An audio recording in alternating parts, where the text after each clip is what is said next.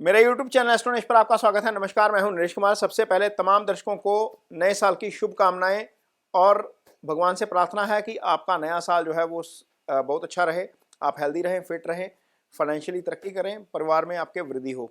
तो तुला राशि का राशिफल लेकर हाजिर हैं जनवरी महीने का, और ये जनवरी महीने का राशिफल है। और तुला राशि की जो पत्रिका है आपके सामने है, ये 1 जनवरी की कुंडली है। 1 जनवरी की कुंडली के मुताबिक ग्रहों की स्थिति है, और देखते हैं कि कहाँ यहाँ पर क्या प्लस क्या माइनस है। तो आप देख सकते हैं कि केंद्र खाली है, गुरु का प्रभाव है, तो केंद्रीय प्रभाव पॉजिटिव है। यहाँ पर यदि हम कुंडली को देखेंगे तो केंद्रीय प्रभाव पॉजिटिव है तुला राशि के लिए। यहाँ पर शुक्र और बुध दूसरे भाव में है, ये गोचर शुभ है, ये गोचर शुभ है। सूर्य और मंगल तीसरे भाव में है, ये गोचर भी शुभ है। शनि पंचम भाव में है, ये गोचर न्यूट्रल कह सकते हैं। अच्छा इसलिए कहेंगे क्योंकि शनि 2024 में चांदी के पाई में रहेंगे। राहु छठे भाव में है, ये गोचर शुभ है। गुरु 7वें भाव में है, ये गोचर शुभ है। चंद्रमा 11वें भाव में है, ये गोचर शुभ है। तो अशुभ क्या है? सिर्फ केतु। एक ग्रह जो शुभ नहीं है इस पूरे 12 घरों में, वो है केतु। 12वें का केतु शुभ नहीं होता। तो तुला राशि के लिए बहुत अच्छी स्थिति बन गई है कि सारे ग्रह लगभग शुभ स्थिति में आ गए हैं, लेकिन इसमें चेंज भी होगा। बुध 7 जनवरी को चेंज हो जाएंगे, आगे जाएंगे, धनु राशि में चले जाएंगे। सूर्य 14 जनवरी को मकर संक्रांति के दिन चेंज होंगे और वो आगे चले जाएंगे, केंद्र में आ जाएंगे, चौथे भाव में। इसके अलावा शुक्र का राशि परिवर्तन हो जाएगा और शुक्र 18 जनवरी को आगे धनु राशि में चले जाएंगे। लेकिन इनमें से बुध और सूर्य जो है वो शुभ नहीं रहेंगे, शुक्र वहां पर भी शुभ रहेंगे, तीसरे भाव में भी। आगे देखते हैं कि आपके ऊपर असर क्या होगा। इस जो सारा गोचर है इसका असर क्या होगा जनवरी महीने में खास तौर के ऊपर। ये आपका दशम स्थान है, ये कर्क राशि है। यहाँ पर इसका स्वामी शुभ गोचर में, महीना चढ़ते ही शुभ गोचर में आ गया, यानी कि महीना की शुरुआत होते ही शुभ गोचर में है। आय भाव का स्वामी शुभ गोचर में बैठा हुआ, उसके ऊपर गुरु की दृष्टि पड़ रही है। अब देखिए, आय भाव के ऊपर भी गुरु की दृष्टि, आय भाव के स्वामी के ऊपर भी गुरु की दृष्टि, धन भाव के स्वामी मंगल हैं उनके ऊपर भी गुरु की दृष्टि, और मंगल की राशि में गुरु बैठे हुए हैं, ये मित्र राशि है। और धन भाव में 2 शुभ ग्रह, बुध और शुक्र दोनों ही शुभ ग्रह हैं। हालांकि ये चेंज हो जाएंगे, लेकिन 18 जनवरी से पहले पहले आपके फाइनेंसेस जो है वो काफी बेटर रखेंगे ये दोनों ग्रह। और उसके बाद भी गुरु का चूंकि स्थिति यहीं पर रहेगी, गुरु यहीं पर देखते रहेंगे, आय भाव के स्वामी को भी देखेंगे, आय भाव को भी देखेंगे, तो मनी के फ्लो में कोई दिक्कत नहीं आ रही है।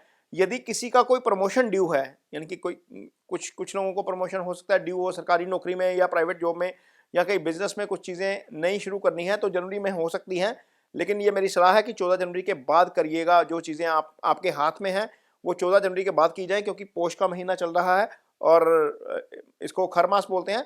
मकर संक्रांति के बाद जो है वो शुभ चीज़ें काफ़ी होंगी आपकी लाइफ में, क्योंकि गुरु यहाँ पर इस भाव को दृष्टि दे रहे हैं, ये वृद्धि का भाव है। तो यहाँ पर आय और इसके लिहाज से चीज़ें काफ़ी अच्छी हैं। आगे हम देखेंगे कि आपकी जो है वो पार्टनरशिप के साथ रिलेशनशिप कैसा रहेगा आपका। जो है वो यदि आप सिंगल हैं या कमिटमेंट में भी हैं तो कैसे आपका समय बीतेगा। तो सबसे पहले तो यह है कि तुला राशि के जो जातक मैरिड हैं, ये मंगल का भाव है। यहाँ पर मंगल अपने भाव से 9वें भाव में चल रहे हैं, और ये स्थिति अच्छी है। जब कोई ग्रह अपने भाव से 9वें भाव में जाता है, लगन के लिए शुभ हो गया, लेकिन इस भाव के लिए भी शुभ हो गया, तो ये गोचर अच्छा है एक तरीके से। और इस भाव के ऊपर शनि की दृष्टि पड़ रही है। सूर्य नहीं देख पा रहे, मंगल नहीं देख पा रहे, राहु नहीं देख पा रहे, केतु नहीं देख पा रहे। एक पाप ग्रह यदि दृष्टि डालता हो किसी भाव के ऊपर तो कोई बहुत ज्यादा फर्क नहीं पड़ता, लेकिन 2 या 2 से ज्यादा पाप ग्रह हो तो फिर ज्यादा फर्क पड़ता है।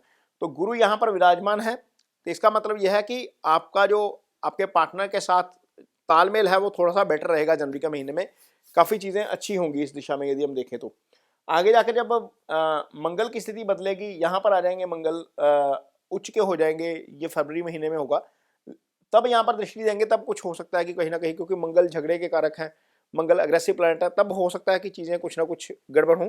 अदरवाइज जनवरी का महीना रिलेशनशिप के लिहाज से काफ़ी अच्छा रहने वाला है। जो लोग कमिटमेंट में हैं उनको जनवरी के पहले ही हफ्ते हो सकता है कि चांस मिले अपने पार्टनर के साथ डिनर का, लंच का, मूवी का, कहीं घूमने का।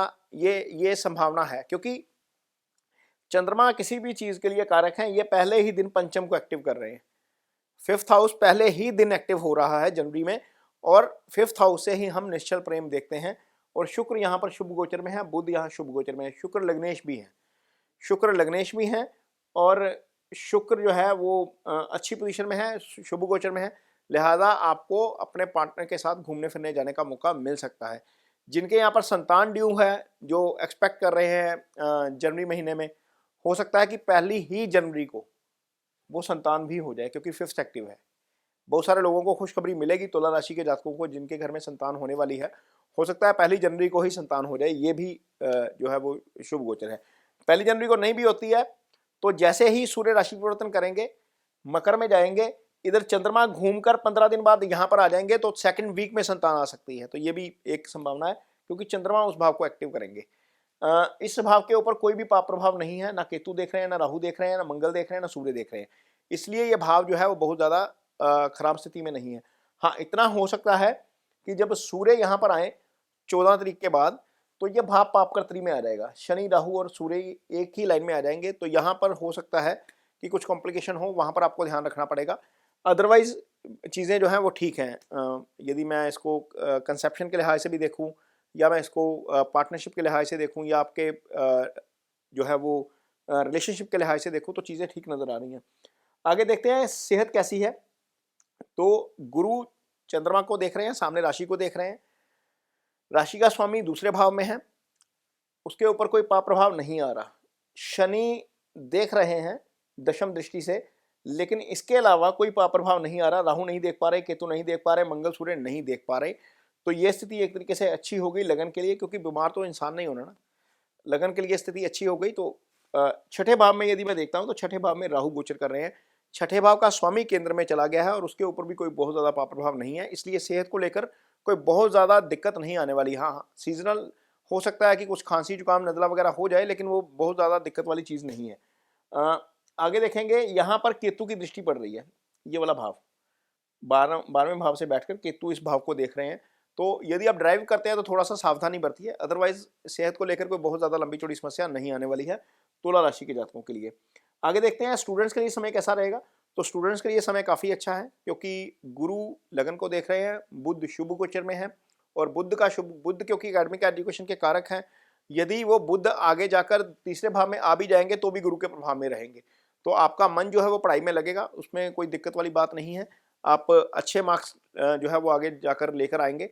मुझे लगता है कि बहुत ज़्यादा स्टूडेंट्स को अब यहाँ पर मेहनत करनी शुरू कर देनी चाहिए, क्योंकि जनवरी के बाद फरवरी से ही एग्ज़ाम शुरू हो जाते हैं, और आगे जिन लोगों ने हायर स्टडीज़ के लिए जाना है उनके लिए ये काफ़ी क्रूशल टाइम होता है। तो मेरी स्टूडेंट्स को के लिए भी शुभकामनाएं हैं कि खूब मेहनत करो, खूब पढ़ाई करो। जहाँ तक हायर स्टडीज़ की बात है, शनि वहाँ पर विराजमान है, और शनि के ऊपर कोई पाप प्रभाव नहीं है, तो हायर स्टडीज़ के स्टूडेंट्स का भी समय जो है वो काफ़ी अच्छा रह सकता है। रिसर्च से जुड़े स्टूडेंट्स के लिए भी समय अच्छा है, क्योंकि केतु इस भाव को देख रहे हैं, तो उस लिहाज से हम देखें तो वो समय अच्छा है, क्योंकि केतु जहाँ पर बैठ जाते हैं या जहाँ पर देखते हैं वहाँ पर डिगिंग का काम करते हैं, एक तरीके से रिसर्च सारी उसी से आती है, और ये रिसर्च वाला ही भाव है। अष्टम भाव जो है वो छुपी हुई विद्याओं का भाव है, डीप रिसर्च का भाव है, तो यहाँ पर जो स्टूडेंट्स रिसर्च से जुड़े हैं उनके लिए भी समय काफ़ी अच्छा है। तो ये तुला राशि के जातकों के लिए जनवरी महीने का राशिफल है। ये वीडियो आपको कैसा लगा, इस पर कमेंट बॉक्स में अपनी राय ज़रूर दीजिए। यदि ये वीडियो अच्छा लगे तो शेयर ज़रूर करिए, पेज को सब्सक्राइब जरूर करिए। इसके साथ ही मुझे दीजिए इजाज़त, जाते जाते एक बार फिर आपको नववर्ष की शुभकामनाएं। नमस्कार।